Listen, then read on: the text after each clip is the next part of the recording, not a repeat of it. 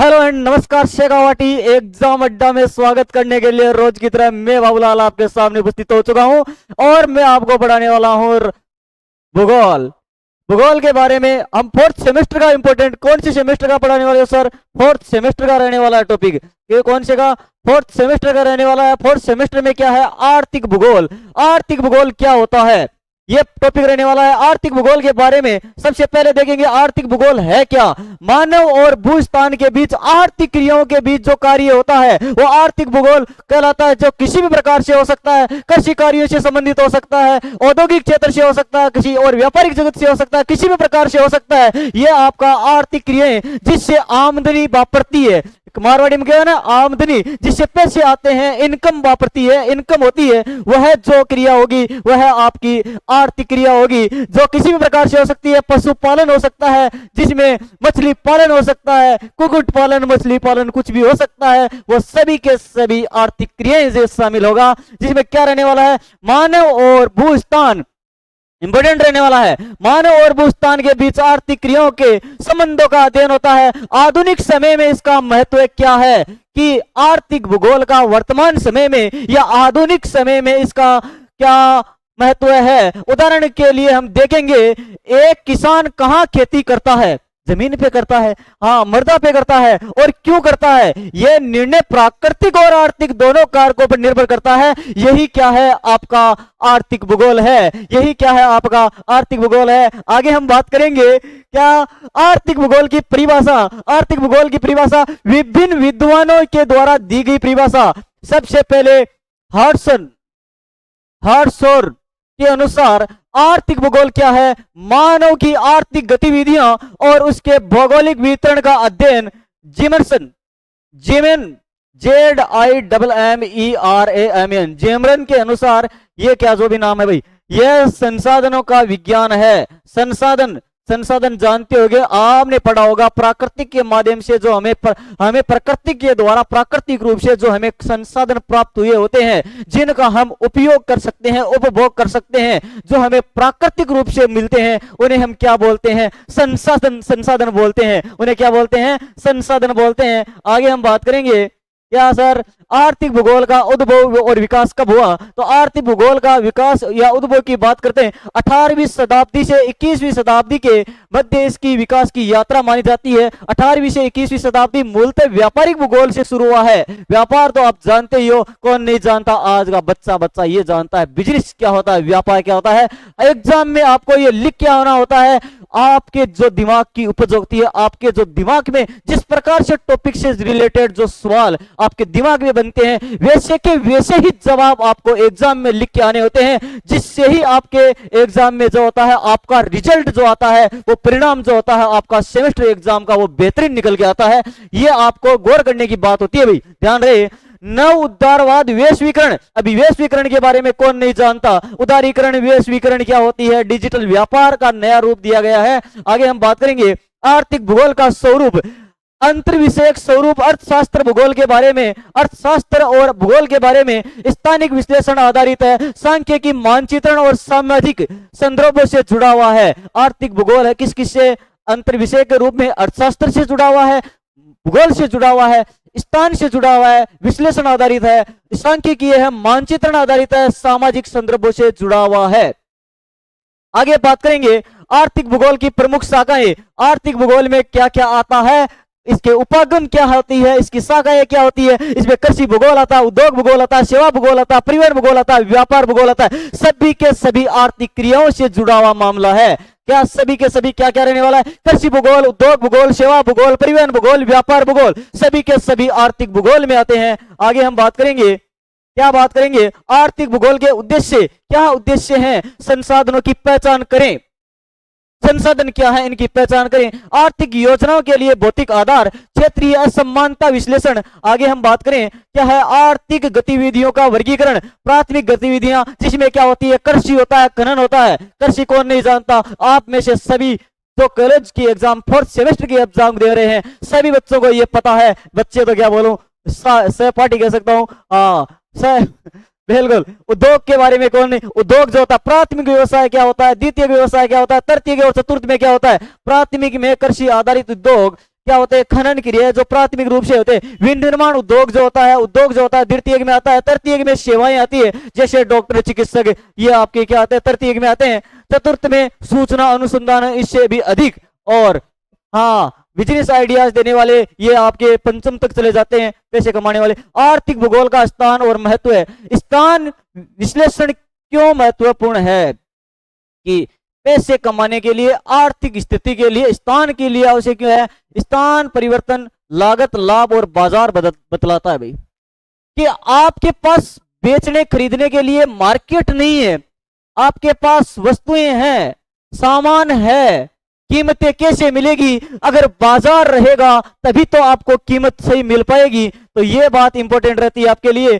संसाधनों का वितरण और उसका प्रभाव। प्राकृतिक संसाधनों का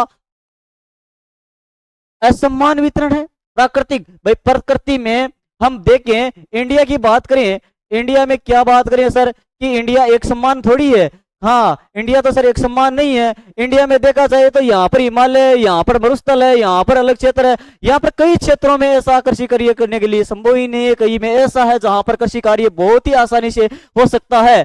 बिल्कुल, उनके कारण औद्योगिक केंद्रों का विकास हुआ है। उदाहरण के लिए झारखंड में खनिज संसाधन की प्रचुरता है।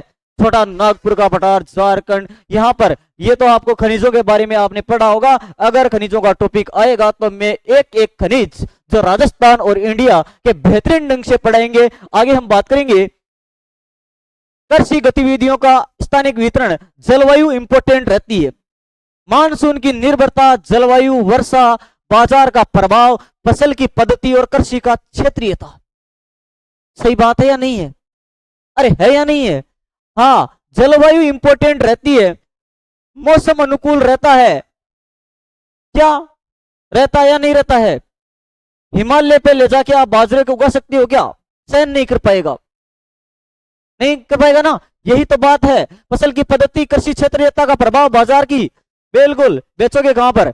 औद्योगिक अवस्थी का सिद्धांत वेबर ने दिया था, और वेबर के अनुसार क्या है, उत्पादन लागत, परिवहन लागत और श्रम उपलब्धता। उत्पादन लागत, परिवहन लागत और श्रम उपलब्धता, ये आपका क्या है, औद्योगिक अवस्थिति का सिद्धांत है, जिसमें सेवा क्षेत्र और नगरीकरण, बैंकिंग, परिवहन और पर्यटन, शहरों का आर्थिक गतिविधियों में घनत्व है। सेवा क्षेत्र में बैंकिंग, परिवहन, पर्यटन, शहरों में आर्थिक गतिविधियों में क्या है, इसका घनत्व है। आगे बात करेंगे आर्थिक भूगोल में तकनीकी विकास का प्रभाव। तकनीकी बोले तो ऑनलाइन स्मार्ट सिटी, ऑनलाइन नई आर्थिक संभावनाएं। आगे हम बात करेंगे क्या रहने वाला है, वैश्वीकरण और आर्थिक भूगोल। वैश्वीकरण और आर्थिक भूगोल में वैश्विक आपूर्ति की श्रृंखला, एफडीआई और अंतरराष्ट्रीय व्यापार। एफडीआई और अंतरराष्ट्रीय व्यापार। आगे हम बात करेंगे आर्थिक भूगोल और पर्यावरण। संसाधनों का दोहन होता रहता है, बार बार संसाधनों का दोहन होता रहता है। पर्यावरणीय असंतुलन, सतत विकास की आवश्यकता। सतत विकास, सतत पोषणीय विकास के बारे में सुना होगा आपने। हाँ, ऐसे संसाधन जिनका हम प्रयोग कर रहे हैं, आने वाली भावी पीढ़ी इसका प्रयोग कर सके, ऐसे को क्या बोलते हैं, सतत बोलते हैं। लगातार आने वाली भी इसका अध्ययन की परिचय विधियां क्या रहने वाली, अध्ययन की विधियों को महत्व क्या है। संसाधन आर्थिक भूगोल के लिए अध्ययन की विधियों के प्रकार रहने वाले हैं आपके 1, 2, 3, 4, 5। क्या रहना, स्थानिक विश्लेषण की पद्धति क्या रहने वाला है, स्थानिक विश्लेषण की पद्धति, मानचित्रण तकनीकी, सांख्यिकी विधि, क्षेत्रीय पद्धति, व्यवहारिक पद्धति, ये सभी के सभी रहने वाले हैं। आगे हम बात करेंगे क्षेत्रीय अध्ययन। किसी विशेष क्षेत्र की आर्थिक विशेषताओं का अध्ययन करना, किस क्षेत्र विशेष की आर्थिक विशेषताओं के बारे में अध्ययन करना क्या कहलाता है। हाँ, क्षेत्रीय योजना के लिए उपयोगी क्या है। क्षेत्रीय योजना बनानी पड़ती है कि भाई योजना इस क्षेत्र में क्या हो सकता है, ये योजना बनाने की आवश्यकता होती है। बिना योजना के कोई काम करोगे तो वह काम सफल नहीं हो पाएगा। आगे हम बात करेंगे केस स्टडी, अध्ययन करना। उदाहरण के लिए भारत में आईटी उद्योग बेंगलुरु में है, गन्ना उद्योग उत्तर प्रदेश में है। अरे आईटी का बोले तो